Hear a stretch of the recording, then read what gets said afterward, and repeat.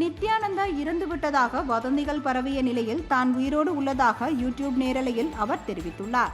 கடந்த 2 நாட்களுக்கு முன்பு நித்யானந்தா உடல்நலக்குறைவால் பாதிக்கப்பட்டு அவர் உயிரிழந்து விட்டதாகவும் வீடியோ வெளியானது. இதனால் அவரது பக்தர்கள் அதிர்ச்சியில் ஆழ்ந்த நிலையில் இன்று அதிகாலை யூடியூப் நேரலையில் கலந்து கொண்டு நித்யானந்தா பேசினார். அப்பொழுது இன்று ஏப்ரல் 3 வியாழக்கிழமை இந்திய நேரப்படி 4:39 மணிப்படி தான் உயிரோடு ஆரோக்கியமாக மகிழ்ச்சியாக இருக்கிறேன் என்றார்.